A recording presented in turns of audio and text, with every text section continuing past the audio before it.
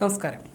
കേവലം 1500 പേർ മാത്രം ജീവിക്കുന്ന മഹാരാഷ്ട്രയിലെ ഒരു ഗ്രാമത്തിൽ 3 മാസത്തിനിടെ രേഖപ്പെടുത്തിയത് 27,397 കുഞ്ഞുങ്ങളുടെ ജനനം. സംഭവം എത്തപ്പെട്ടതും ഒരു സൈബർ തട്ടിപ്പിലേക്കാണ്. ജനന മരണ രജിസ്ട്രേഷനുകൾ പരിശോധിക്കാനുള്ള പ്രത്യേക ഡ്രൈവിനിടയിലാണ് വൻ സൈബർ തട്ടിപ്പ് കണ്ടെത്തിയത്. സൈബർ കുറ്റകൃത്യ സംഘമാണ് തട്ടിപ്പിന് പിന്നിലെന്നാണ് സൂചന. സിവിൽ രജിസ്ട്രേഷൻ സിസ്റ്റം ഹാക്ക് ചെയ്യപ്പെട്ടോ എന്നതടക്കം അന്വേഷിക്കുന്നുണ്ട്. ഭാരതീയ ന്യായ സംഹിതയിലെ വിവിധ വകുപ്പുകൾ പ്രകാരവും ഇൻഫർമേഷൻ ടെക്നോളജി നിയമപ്രകാരവും കേസ് രജിസ്റ്റർ ചെയ്തിട്ടുണ്ട്.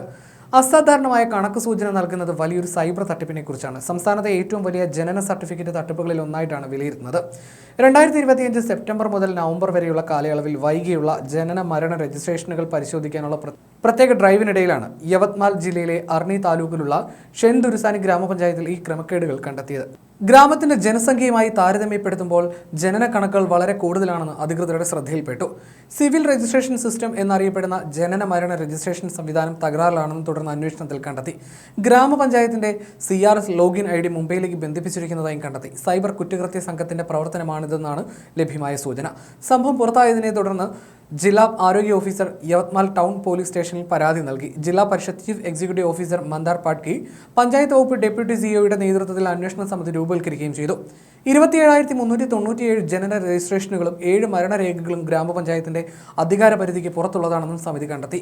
CRS ID എങ്ങനെ തകരാറിലായി എന്നും വ്യാജ രജിസ്ട്രേഷനുകൾ, തിരിച്ചറിയൽ തട്ടിപ്പ്, സർക്കാർ പദ്ധതികളുടെ ആനുകൂല്യങ്ങൾ അല്ലെങ്കിൽ മറ്റ് നിയമവിരുദ്ധ പ്രവർത്തനങ്ങൾ എന്നിവയ്ക്കായി ഉപയോഗിച്ചിട്ടുണ്ടോ എന്നും അധികൃതർ ഇപ്പോൾ അന്വേഷിച്ചു വരികയാണ്.